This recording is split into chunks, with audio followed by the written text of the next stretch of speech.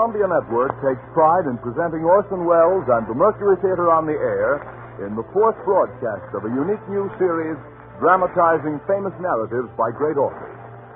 This is the first time that a complete theatrical producing company has been brought to radio, and the Columbia Network again welcomes Mr. Welles and his associates to its own stations and to the stations of the Canadian Broadcasting Corporation, coast to coast. Every week, Orson Welles invites our listeners to suggest their favorite titles. And tonight, the Mercury Theatre on the Air presents 39 Steps by John Buchan, with Orson Welles as Richard Hannay and Marmaduke Jopley. Here is Orson Welles. Good evening, ladies and gentlemen. I cannot divulge the full name of the author of the 39 Steps. 7 university degrees and a title make him a gentleman and a scholar, and also practically unpronounceable. But I think you'd like to know, if you didn't, that it is the present Governor General of the Dominion of Canada and first Baron of Tweedsmuir who perpetrated this tall and shamelessly exciting spy story about high doings in Scotland. Lord Tweedsmuir, who in private life is a publisher, is himself very properly a Scotsman who regards the sensational diversity of his responsibilities with the special calm of his nation. I regard my business, he says, as my profession, writing as my amusement, and politics as my duty.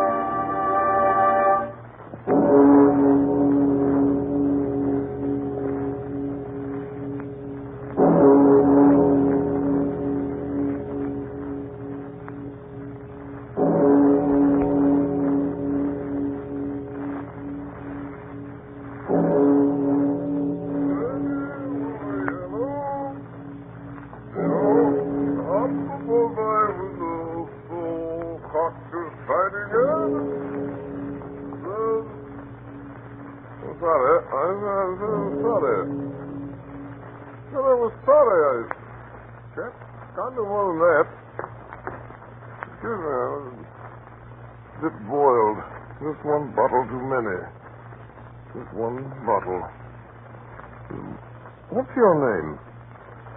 I say, old fellow. What's your name? All right. Stand there in the street and don't outside. I never saw you before in my life. Birdie with a yellow bill hopped upon my window sill. Good night. I say good night, old fellow. Hey, you're the bowler.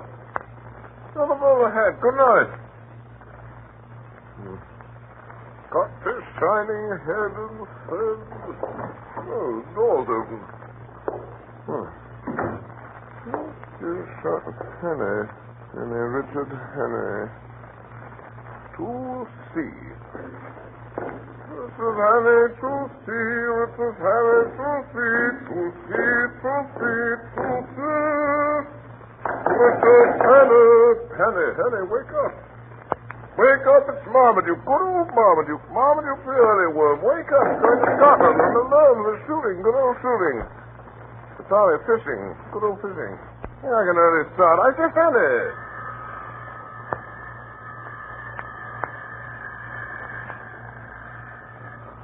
Ding-a-ling-a-ling-a-ling. Hey. Hey, Hannay, your phone's ringing. Wake up and answer it. Hannay.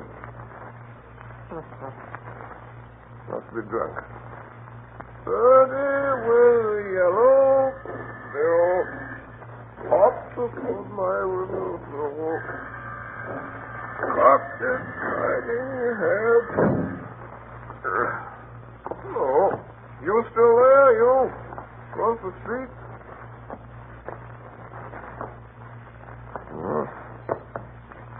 You're a stranger. I don't know you.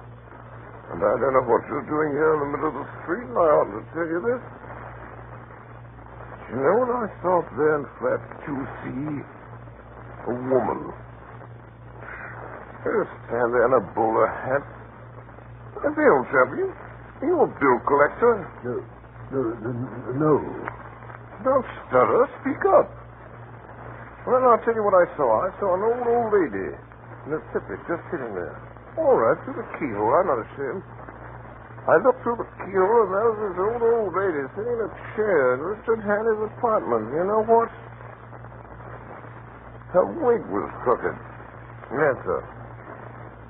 And the phone kept ringing. And she didn't answer it. She just sat there. She just sat there. With her eyes open.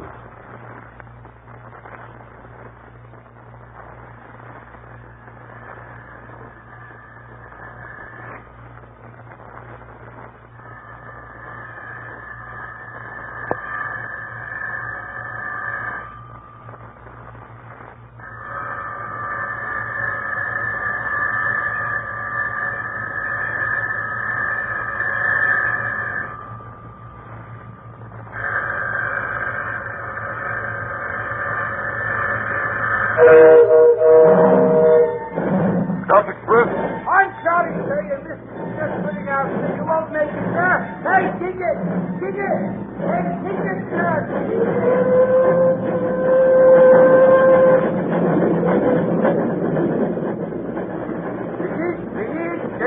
Them tickets, stop.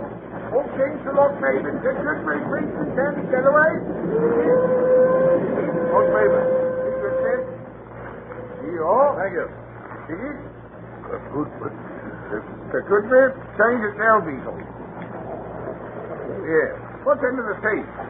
what does it sound like? I'm like a dog. Is that a dog you got there? He's a dog. Old dogs, domestic animals, traveling passenger accommodations, Great Northern Railway, Blue Search, Embers, and risk and liability. Change at Del Beetle. Did you play this? Come on, Charlie. Off to the lead now. Here you are, sir. Cretan. What in the knob? How old are you, Penny? Charlie, 7. Just turned 7, ain't you, Charlie? You're that big boy, Charlie, for your age. 3 times in the knob. Did it? Thanks, you. They do sprout up, don't they? Mind the lollipop now, Charlie. Did you? I'm sorry.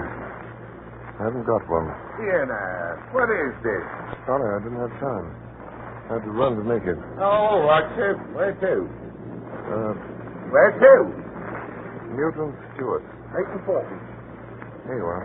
8 and 40 out of 10 and 6 penalty for begging to ticket while in front. Aren't you all set? Thank you. Here, stow it, Joe. Don't we, don't. I can't see why passengers have to put up with that sort of thing. And the least now, mind her as he goes. Ticket? Now then, Charlie. Now then. Don't give your lollipop to the doggy. Don't.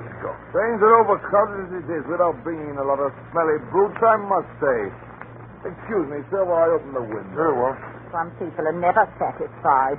Never you mind, Charlie. The dog is man's truest friend. Never mind what anybody may say. All right, lady, all right. I consider myself ticked off. And always remember, Charlie, that a man who doesn't like a dog is no friend of yours. You can be sure that Richard Hannay didn't keep a dog. Not him, the murderer. No man who could do in a poor old lady through the art in his flat would keep a dog. No, Charlie. Don't. Curious case, that Portland Place murder affair, isn't it, sir? I'm glad about it. You know, I'm always interested in a good murder. Here we are, sir. The Guardian Chronicle, special edition. I haven't seen this one myself yet. Shocking occurrence in Portland Square. Milkman's story. Hannay disappears. Seen it since Pancras. Hello? Yes, odd one. Now look at this, sir. Yes? There's reason to believe that the suspect, Richard Hannay, is headed north of the Tweed. Scotland Yard is searching all Great Northern trains. I say Great Northern? Why, that's us. Oh, shut your gab. What are you trying to do? Frighten the kiddie? All right, lady. Sorry. It may be he's sitting here below, in this very compartment among us, and the blood of the slain not dry on his hands. Doom, Doctor. Well, we'll soon settle that. Here it is. Middle height, hair brown, eyes blue, mustache, about 35, wearing a grey tweed suit. Let's look at his picture now. Here it is. Turn to page 17.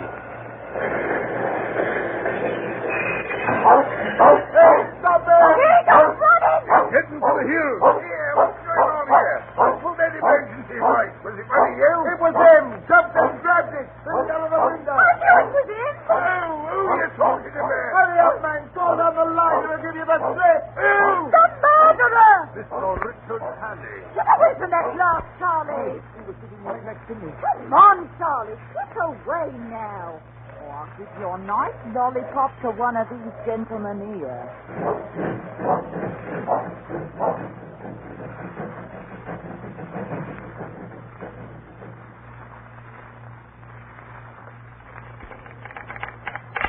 What's all road? Richard Hannay, wanted for Portland Place murder. Reported in stolen car. Large green Daimler speeding south.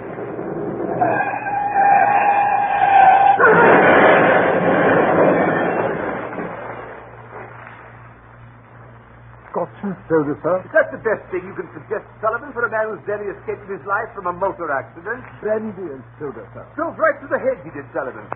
Went through it like butter, down the bank and into the burn. Lucky he came out alive.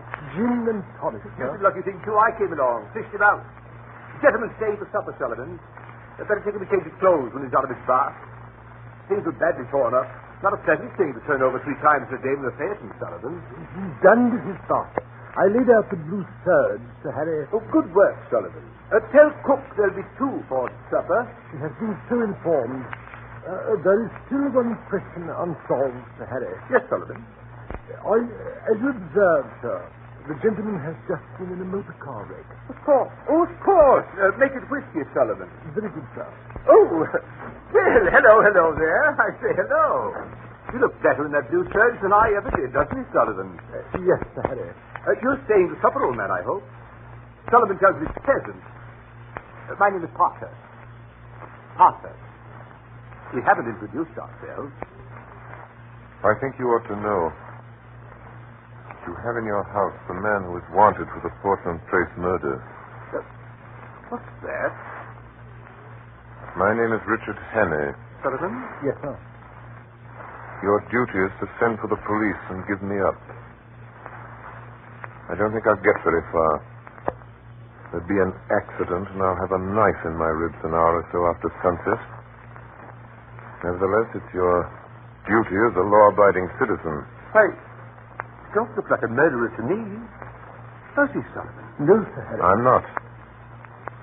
The fact is that 3 days ago, a man was found dead in my flat. Oh, say, old fellow. Sullivan. Yes, sir. Mr. Haney says a man was found dead in his flat. Murdered, Mr. Harry. Murdered. The Portland Place murder, Sir Harry. Yes, Sullivan. A man, Mr. Hannay? The victim of the Portland Place murder, Sir Harry, was a woman. It was a man. Oh, now look here, old fellow. The press, Sir Harry, is very clear on this one point. The victim was a woman. An old woman, wasn't it, Sullivan? It was, sir. An old woman. The body that was found in my flat on Tuesday morning. The body of a man named Nathan Skoda. Sullivan. Yes, sir. The whiskey, Sullivan. Very good, sir. And Sullivan, Yes, sir. bring 2 glasses. Well, here it is. Here's the whole story. My name is Richard Hannay. I was a mining engineer in Rhodesia and Bulawayo. I made my pile and came back to England 3 weeks ago. Well, last Monday night I got back to my flat about 10 o'clock. I live in a new block behind Portland Place. There's a porter in the building who leaves around 9. As I came up the stairs, I heard my phone ringing. Hello? Hello? Hello? Hello? That call was for me. What in heaven's name? Close the door. Is it locked? Yes? I'm very sorry. Great liberty, I know. Breaking in this way, but I need help worse than any man ever needed. Can I count on you? It depends. You see, I have an idea. By this time tomorrow, I shall be dead. That's what he told me the minute he got in the door. The little man was scared stiff. I could see that. He carried a parcel under his arm, a brown paper parcel, and there was a trickle of blood on his left hand from a fresh cut across the knuckles.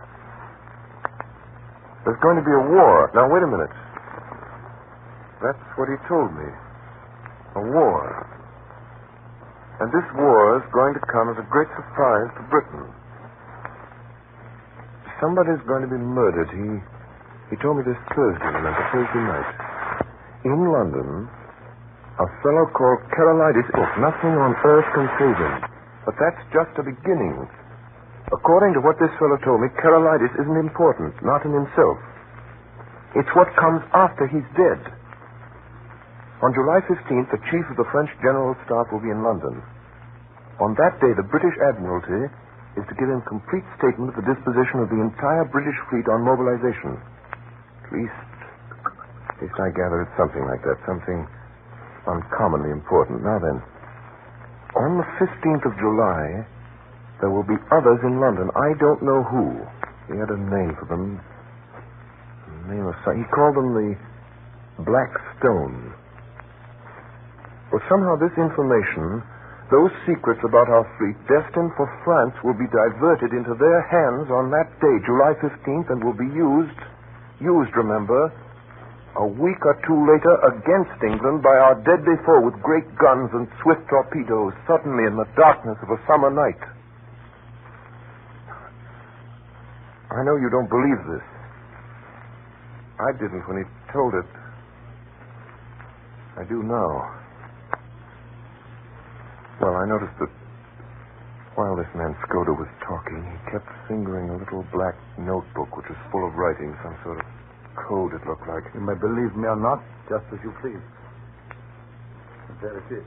This is the fellow speaking, the fellow with the brown paper parcel and the cut across his knuckles. This is what he said. Yes, for this information. I got the first hint nearly 2 years ago in an inn on the Achensee in Tyrol. I collected my other clues in a fur shop in the Galician quarter of Budapest, in a strangers' club in Vienna, in a little bookshop in the Rettenstrasse in Leipzig. I completed my evidence 10 days ago in Paris. And until yesterday, I thought that I had worked unobserved. Don't answer it. Don't answer it. For me. Those men calling, see if I'm here. Don't answer it.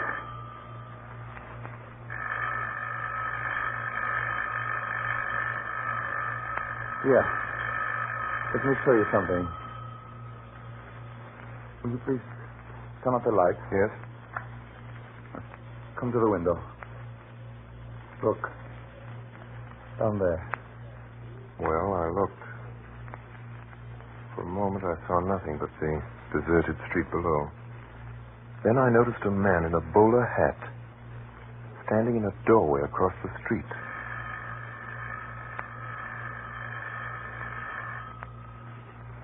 When I came home last night, I found a card in my letterbox. Here it is. The Black Stone. What's the Black Stone? That's the name. That's what they call themselves, these people. When I got that card, I knew that I had to die. Why don't you call the police? Well, it's no use. These men followed me here. I'm bottled in this building as sure as a pickled herring. Well, that's why I'm telling you all these things tonight. If I fail, well, I should hate to leave this scene without leaving somebody behind to put up a fight.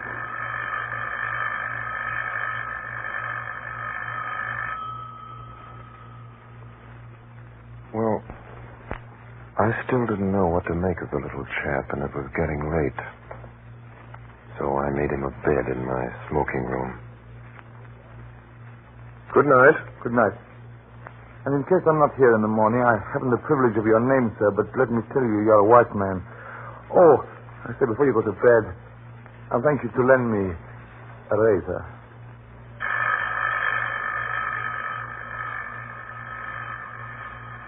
I locked the door of my room.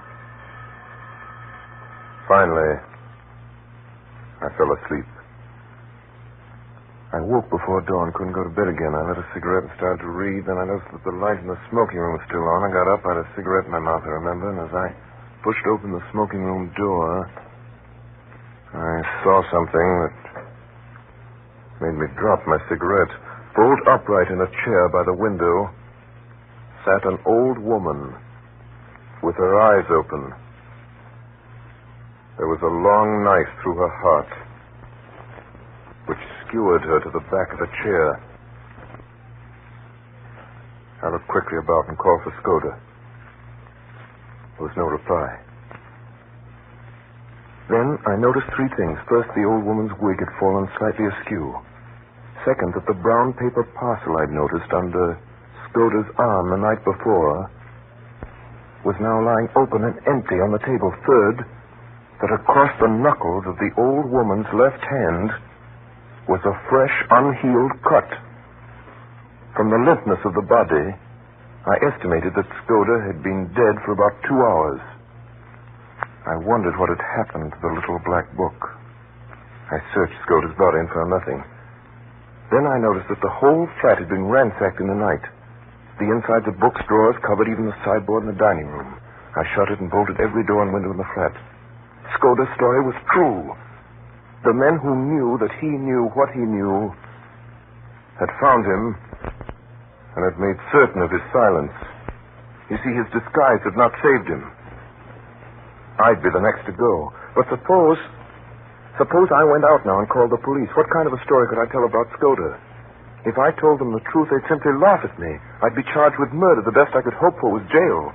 And that was just what they wanted for me. An English prison was as good a way of getting rid of me till after July 15th as a knife in my chest. I got out an atlas and looked at the big map of the British Isles. My notion was to get off to some wild district, some open space where my South African experience would be of help to me. Some place where I'd be safe hiding for 6 days until July 15th.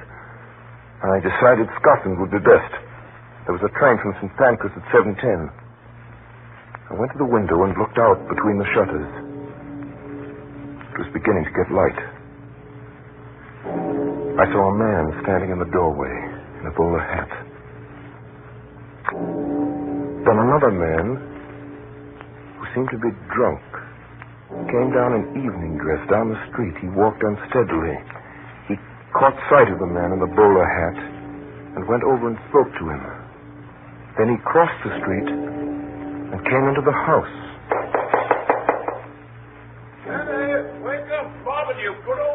Barbeque, early boy. Wake up, going to Scotland. Remember? The shooting, good old shooting. Oh, sorry, busy. Good old feeling. I like an early start. I say, Hannay.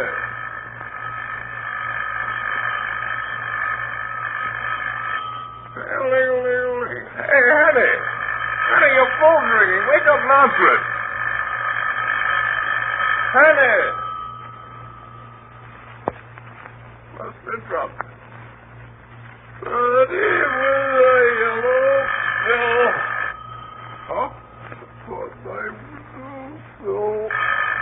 What is shining head?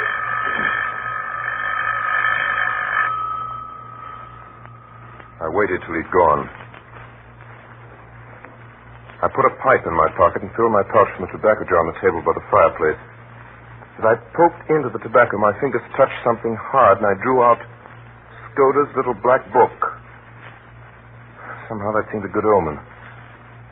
I went out into the street, past the doorway, past the man in the bowler hat, and at 7:10 I was at St. Pancras Station. Sergeant Willis! Sorry, sir, you're listening. You're just pulling out, sir. You won't make it, sir. Hey! Ticket! Ticket! Hey!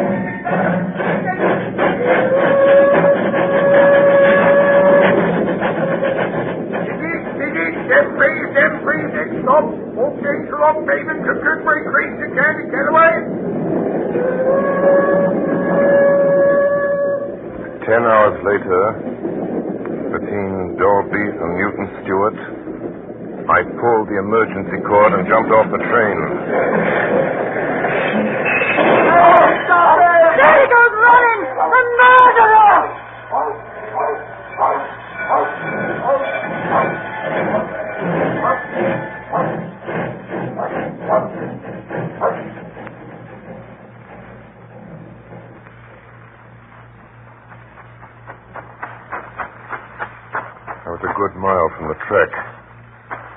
before I stopped running. The moor. It's all around me. You couldn't have found a more peaceful landscape in the world, yet at that moment, for the first time in my life, I felt the terror of the hunted on me. It wasn't the police I was afraid of, but the others who knew that I knew Skoda's secret and dared not let me live. They had killed Skoda in my flat within a few yards of me. Now it was my turn, and I didn't even know what these men looked like. Wish I'd listened more carefully to what Skoda had said about them. I think he said there were 3 of them, and that one of them was young and dark, and one was plump, and one was old and stammered sometimes when he spoke. Suddenly, in the blue evening sky, I saw something.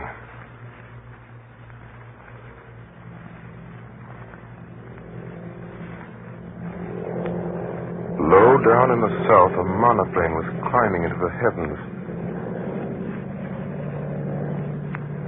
I was as certain as if I'd been told that aeroplane was looking for me.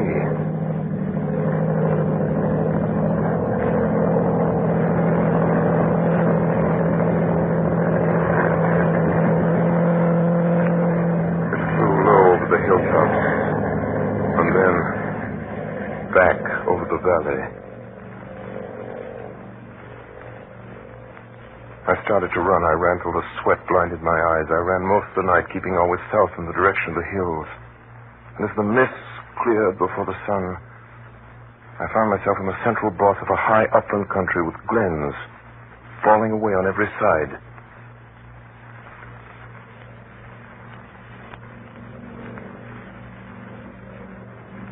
Then I saw the monoplane again,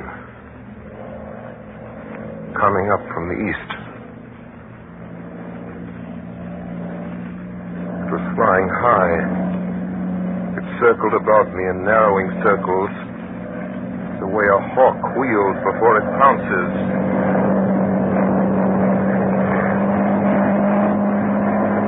Now it was flying quite low. The observer on board caught sight of me. I could see him looking at me through glasses. No. Now it was speeding eastward again, but it became a speck in the blue morning. My enemies had located me. The next thing would be a cordon around me. There wasn't enough cover on the whole moor to hide a rat. I tossed a coin, heads right, tails left. Fell heads, so I turned north. For a while I got to the mountain country and came to the brow of a ridge. Way down a slope a couple of miles away, several men were advancing like a row of beaters at a shoot. And it may have been my imagination, but I thought I saw figures, 1, 2, perhaps more, moving in a glen beyond the stream. I looked down into the valley. There were men below. Police, they looked like. Not more than a quarter of a mile off, spaced out on the hillside like a fan beating the heather. Hey, Joe! Hey! Oh, here! Hey, Joe! Oh, here! Where? Up there! You know him? Yes, that's him! You are listening to the Columbia Network's presentation of Orson Welles and the Mercury Theatre in John Buchan's 39 Steps. We shall resume the story in a moment. This is the Columbia Broadcasting System.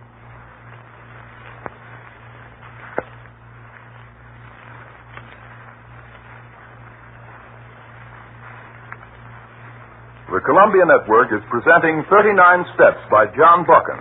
And now the Mercury Theatre resumes the story with Orson Welles as Richard Hannay and Marmaduke Jopley.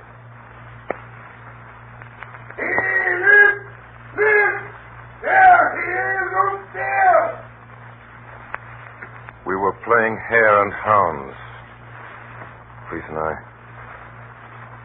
Soon it began to seem less of a game. The police had evidently called in the local herds of gamekeepers. These fellows were hefty men on the native heath. Looking back, I saw that Only 3 were following me. The others had fetched a circuit to cut me off. I crossed a burn and came out on a road which seemed to be kept with some care. A few 100 yards to my left, I saw the chimneys of a house smoking. There was a veranda in front of the house, and through the grass, I saw the face of an elderly gentleman meekly watching me.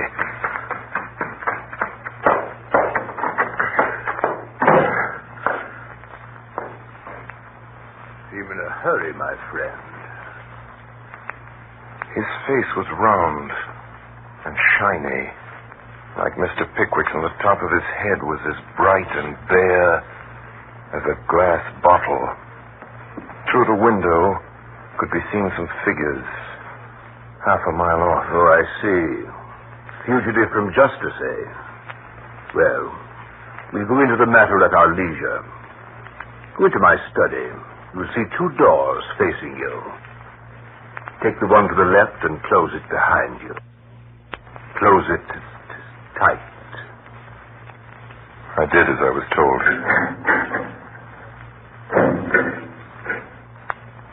I was in a little dark chamber that smelled of chemicals. I wasn't any too happy. There was something about the old gentleman which rather terrified me. He'd been too easy and ready. Almost as if he'd been expecting me, and his eyes had been horribly intelligent. All right. You may come out now. Have they gone? They have gone. I convinced them that you had crossed the hill. I do not choose that the police should come between me and one whom I am delighted to honor. He smiled gently and nodded to the door behind me. I turned and saw 2 manservants who had me covered with pistols. This is a lucky morning for you, Mr. Richard Hannay. Hey, what's going on here? And who are you calling Richard Hannay? My name's Ainsley. So? Oh, but of course you have many names. We won't quarrel about a name, Mr. Hannay. And now I suppose you're going to give me up after all. And a low, dirty trick I call it. By God, I wish I'd never seen that cursed money. Here it is in big dance here. You are a clever actor, Mr. Hannay, but not quite clever enough. Oh, no, I shall not give you up.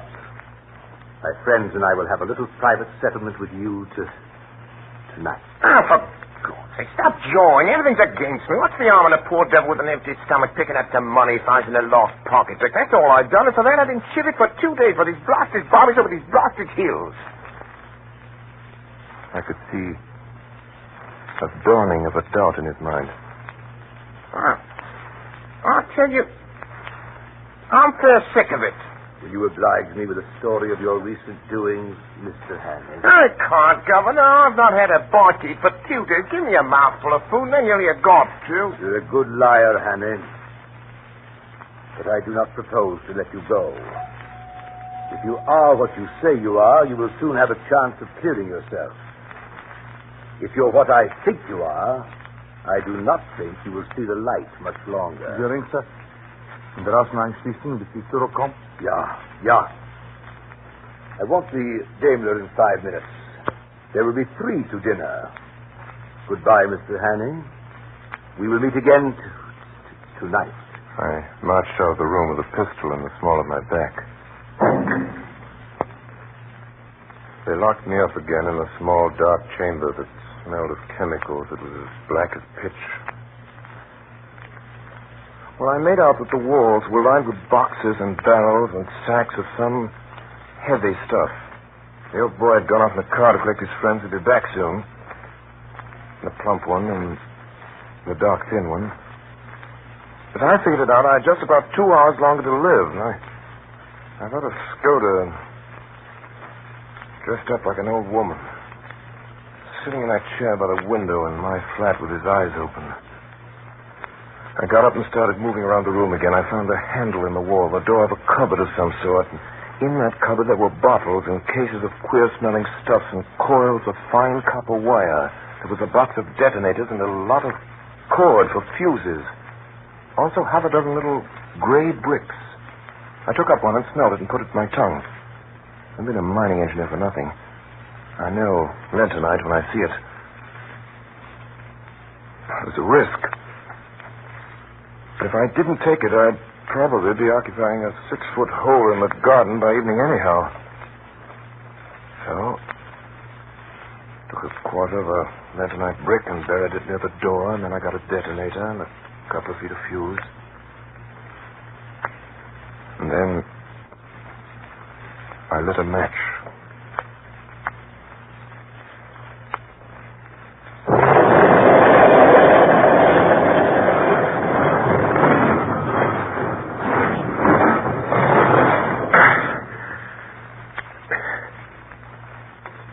Something had hit my left shoulder. There was a poisonous yellow fog all around me. Somewhere behind me I felt fresh air. I started to run. I ran. Much later, in a clearing on a hillside, I saw a small stone building with a tower. The door was open. It was dark and cool inside. I staggered in and sat down on one of the benches. The pain in my shoulder was unbearable. Then I heard steps coming down the path.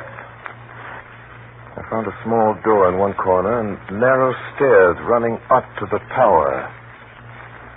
I went up. And most of the top of this tower was taken up with bells. But there was a small ledge outside just wide enough to lie down on. I heard a man downstairs below me in the tower.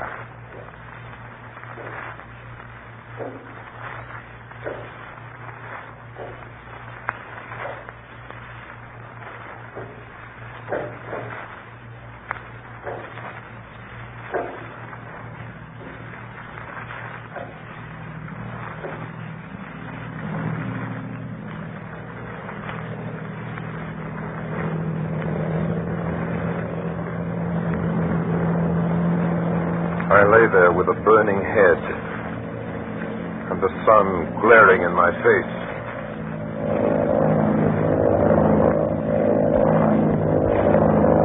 Right above me was the monastery. They couldn't have missed me lying there on the open ledge. They knew where I was. Soon they'd come back for me. Suddenly, right under me,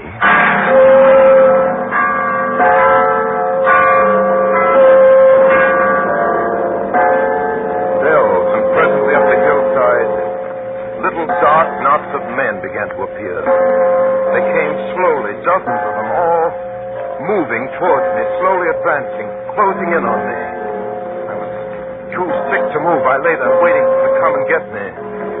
Now they were in the building below me. In a few seconds they'd be up the stairs. I waited and no one came. I lay there waiting. Then a thought struck me. Had been murdered on Thursday night, 4 days ago. Thursday, Friday, Saturday, 4 days. Then these men coming up the hills in little dark knots, in black, slowly advancing, closing in on me, were not my enemies. They weren't after me. They didn't even know I was there. They were peacefully walking to church with their families. It was Sunday.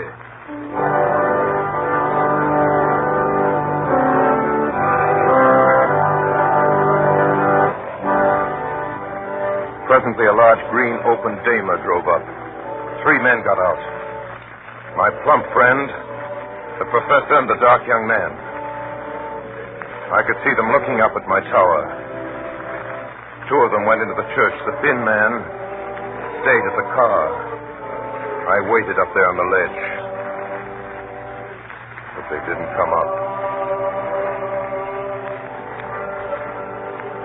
They left me there.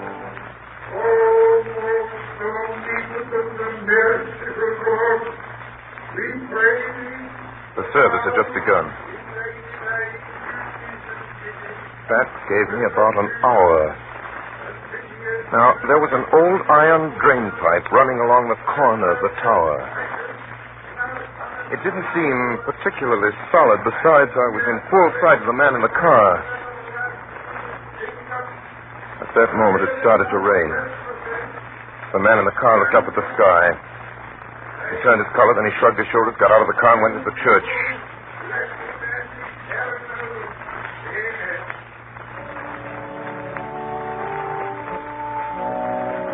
I started down the side of the tower. Halfway down, my foot slipped and I fell. The ground was soft. I got up and went over to the car and drove off.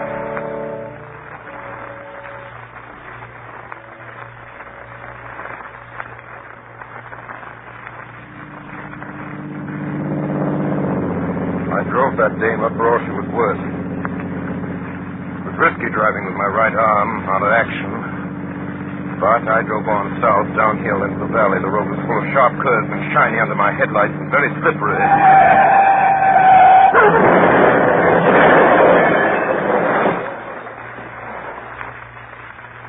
Got some soda, sir? That's right, Sullivan. Mr. Hannay, I may talk like an ass most of the time, but I can size up a man. The whiskey, Mr. Hannay. Thanks, Sullivan. Hold it, will you? 2 stiff ones. Very good, sir. My name is Hannay. Well, Hannay, you're no murderer and you're no fool. And I believe you're speaking the truth. I'm going to back you up. Now, what can I do? I've got to get in touch with the government sometime before June 15th. July 15th. That's the day after tomorrow. If you can help me. All right, I will. The permanent secretary of the Foreign Office is my cousin and one of the best going. He's down at his cottage in the country. South Fishing. If you start early tomorrow morning at Sullivan. Yes, sir. Have the station wagon here at 6 in the morning. Yes, sir. And reserve a compartment on the Southern Express. Yes, sir. Oh, in Sullivan, Yes, Mr. Hannay. send a telegram to Sir Walter. Yes, sir. If a man called... Hannay. Better not use my real name. So right you are. If a man called, Sullivan, you will think of a name for Mr. Hannay? Yes, sir. A short name, sir. Yes, Sullivan. And British, of course. Oh, yes, Sullivan. You can count on me, sir.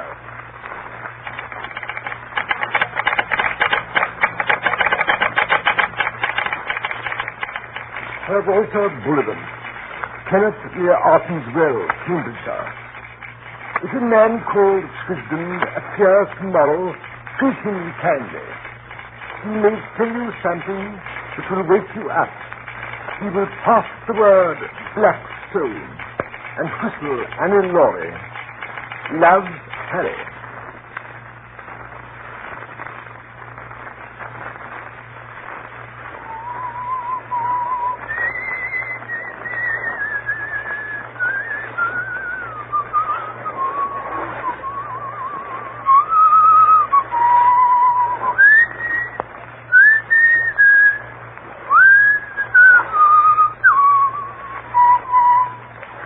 There's a stream, isn't it?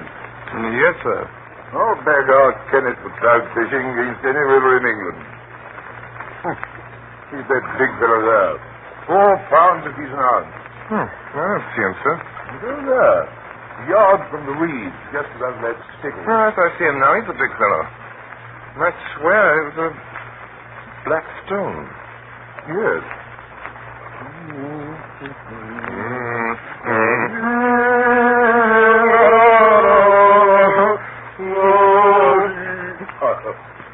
Swisden's name, isn't it? No, I mean to say, yes, sir. A wise conspirator knows his own name. You're Sir Walter. And? Now then, Mr. Hannay. My cousin promised you'd tell me something that would wake me up. I'm ready. Oh, Mr. Hannay, before we begin, I think I ought to tell you, I got a letter from Skoda this morning. Skoda? Yes. Skoda's been dead a week. It was written on the 8th, the day before he came to you. His letters usually took a week to reach me. They were sent undercover to Spain and then to Newcastle. What did he say? Great deal. Strange fellow, Skoda. He knew more international secrets than any secret service man in Europe. The trouble about him was he liked to play a lone hand. He'd never tell us all he knew. Besides, he was getting romantic. Black stone. It's like any novelette. Sir Walter, is Carolitis in London? Yes. Been there for days. In his letter, did Skoda say anything about Premier Carolitis? Premier Carolitis? Skoda said that the 14th of July, today, Carolitis would be murdered. Carolitis murdered? Nonsense. There's no state in Europe once came out of the way. Virtuous Carolitis is likely to outlive us all. I'm afraid Skoda went off the trail there. Walter? Yes, Keith, what is it? Telegram, Sir Walter. Just came through from London. Thanks. Excuse me, Mr. Hannay. Keith, car, right away. Call the Foreign Office. Tell them I'm on my way up. Yes, sir. I apologize for the shade Stover. Carolides was shot dead this evening, a few minutes after 7.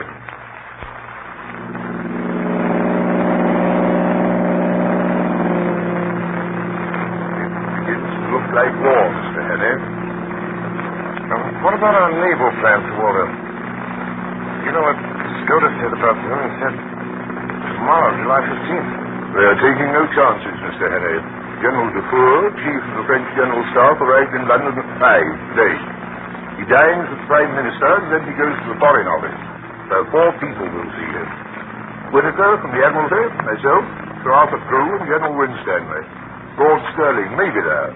You never know about him. He gets more erratic every day.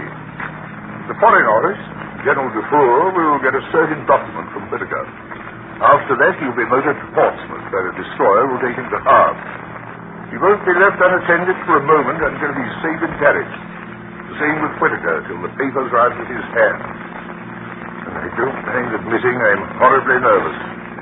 So, Walter, if those plans were stolen, could the disposition be changed? We can't make any serious change in those dispositions, Mr. Hannay, unless we alter the geography of England.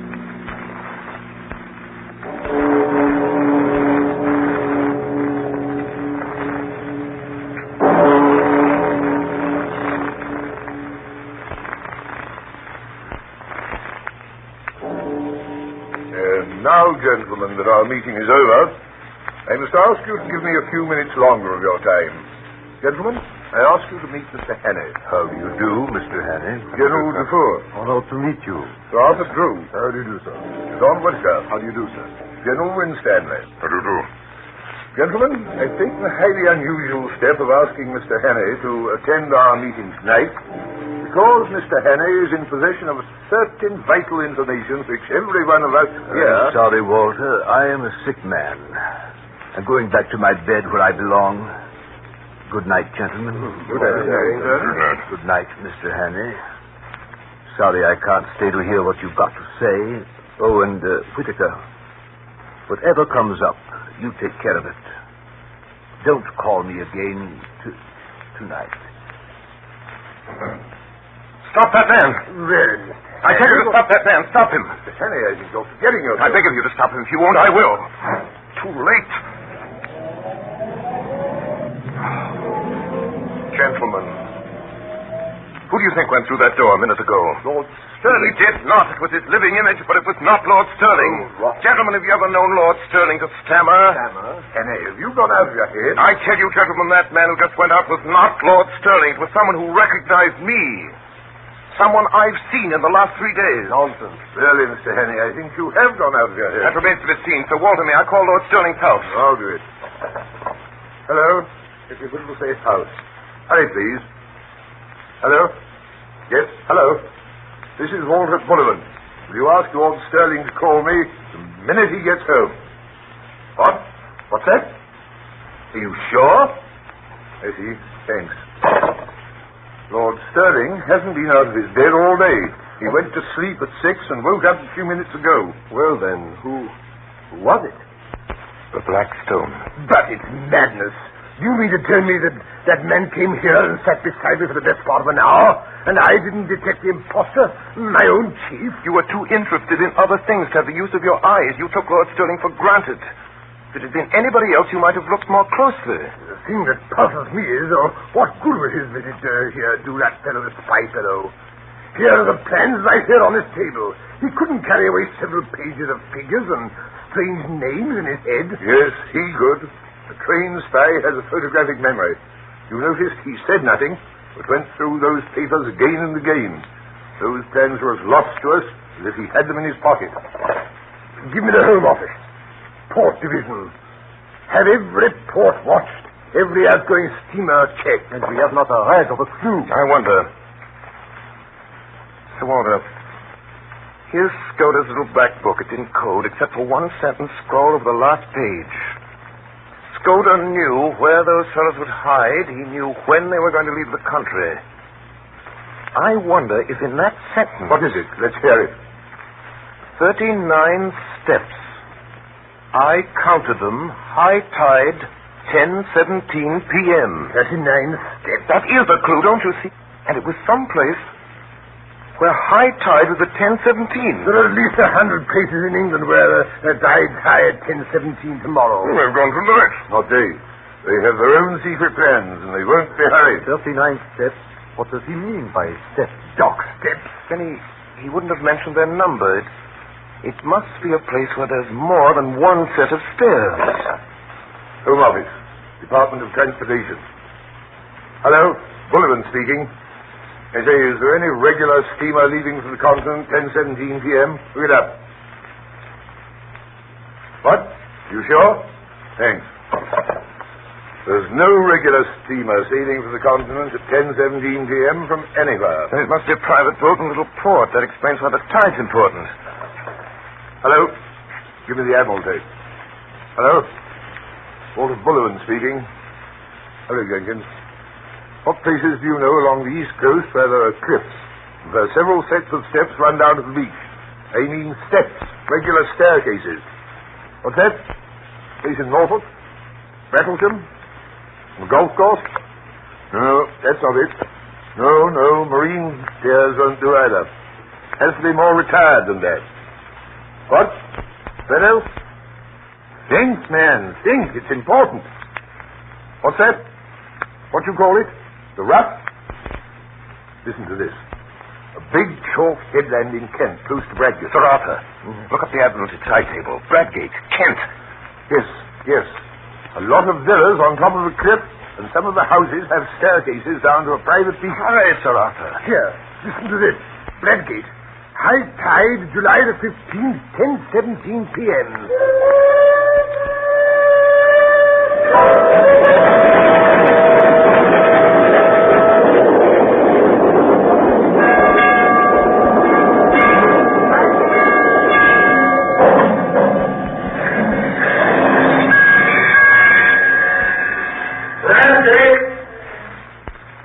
Bradgate, July 15th. Confidential report. Richard Hannay, Special Agent to Sir Walter Bullivan, Permanent Secretary of the Foreign Office. There is a villa with 39 steps leading down to the sea. Trafalgar Lodge, it's called, sir. Belongs to an old gentleman called Appleton, a retired stockbroker. Well, here's what happened. At about 6 that evening, I saw the yacht, the foreign steam yacht. Came up from the south and dropped anchor pretty well opposite the Rough. Then, later, our British destroyer came in. At 9:30, I strolled towards Trafalgar Lodge. The Scotland Yard men would be posted around the house by now, but there was no sign of a soul. The house stood as open and public as a charity bazaar. Yes, sir? Does Mr. Appleton live here? Yes, sir. I'd like to see him, please. I'll see if he's in. Will you wait here in the hall, please, sir?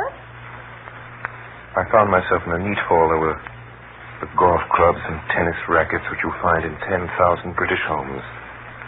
There was, grandfather clock ticking a barometer and a print of children winning the Grand National. What name shall I say, sir? Hannay. Will you come this way, please, sir? Mr. Hannay. The old man rose to meet me. He was in evening dress. So was the plump one. The third, the dark one, wore a blue serge suit and the colors of some club or school. Mr. Hannay, you wish to see me? One moment, you fellows, I'll join you. Better go to the smoking room, Mr. Hannay. We'll stay here. I think we've met before. I guess you know my business. Maybe, sir, maybe. I haven't a very good memory. I'm afraid you must tell me your errand, for I really don't know it. Well, then, I've come to tell you that the game's up. I have a warrant here for the arrest of you three. Arrest? Really? Yes. Good Lord, what for? For the murder of Nathan Skoda in London on the 8th day of this month. Why, I've never heard the name before. Good heaven, you must be mad, sir. Where did you come from? Scotland Yard. Why... Don't get flustered, Admiral. It's all a ridiculous mistake. Well, these things happen sometimes. Well, we can easily set it right. I can show that I was out of the country on the 8th, and Bob was down here. You were in London, but of course you can explain what you were doing. Right, Percy. Of course, that's easy enough. The 8th, last Thursday. Why, that was the day after Agatha's wedding. Let me see, what was I doing? I came up in the morning from Woking and lunched at the club with Charlie Simons.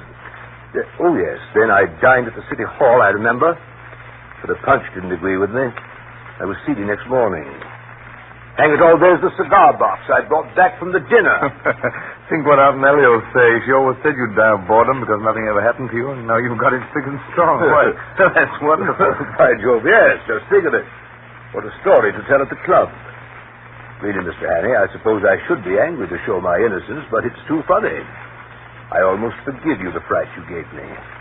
You looked so glum, I thought I might have been walking in my sleep and killing people like Jack the Ripper. It couldn't be acting. It was too confounded genuine. Well, my heart went in my boots. My first impulse was to apologize and clear out. And yet, there were 3 of them. And one was old. And one was plump. And one was lean and dark. And their house fitted in with Scudder's notes. And half a mile offshore was lying a foreign yacht. There's only one thing to do, go forward as if I had no doubts. I was going to make a fool of myself. I might as well do it handsomely. Then I remembered what old Peter Peniot told me in Rhodesia, Vescal Avenue.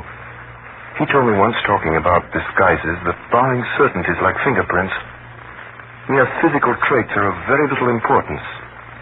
If a man really knows his business, well, he laughed at things like dyed hair and false beards and such childish follies.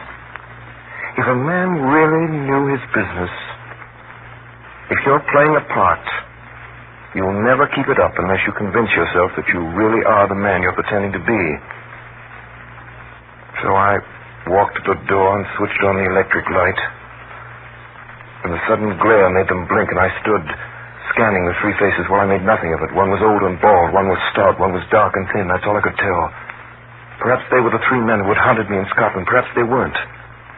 There was a silver cigarette box on the table beside me, and I saw that it had been won by Percy Appleton, Esquire, for St. Bede's Club in a golf tournament. Are you reassured by your scrutiny?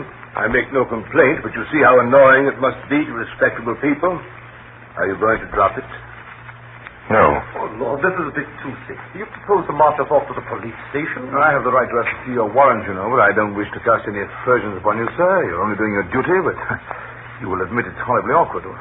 What do you propose to do? Well, I vote we have a game of billiards. It will give Mr. Hannay time to think things over and show him there's no ill feeling. Do you play, sir?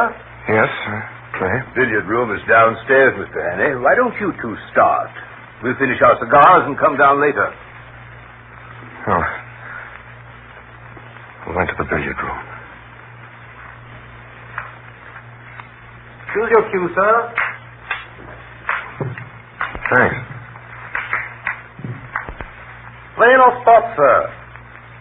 Spot. Short? Thanks. How about a few practice shots?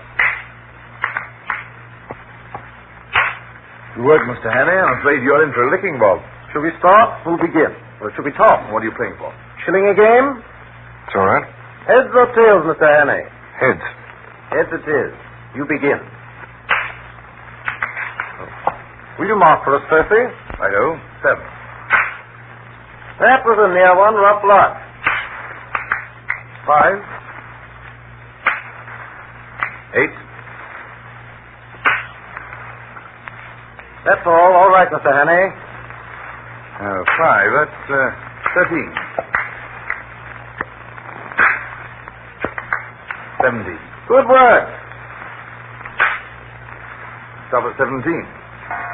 Percy, look at the time. You'd better think about catching your train. Yes, Percy's got to go to town tonight. I'm afraid you must put off your journey. Oh, dash it all, Hannay. I thought you'd drop that, but I've simply got to go.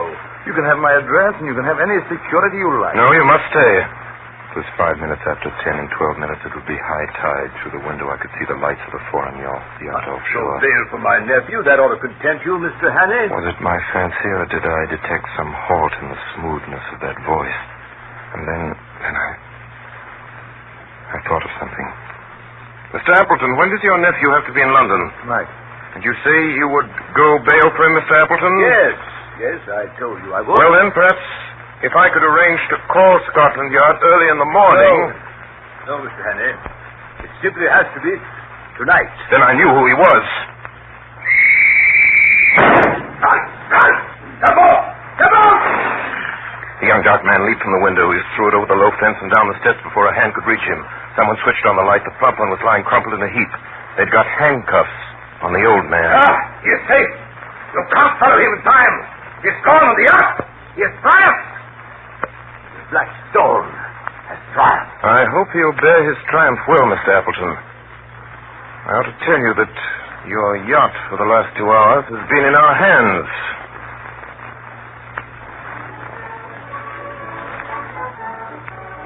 Well, Sir Walter, that's about all there is to it.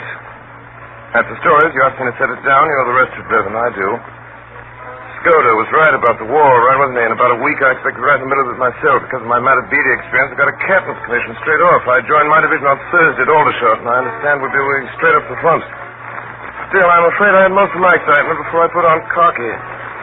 Anyway, goodbye, and thanks for everything. It's great sport while it lasted. Yours, very sincerely, Richard Hannay, August 8, 1914.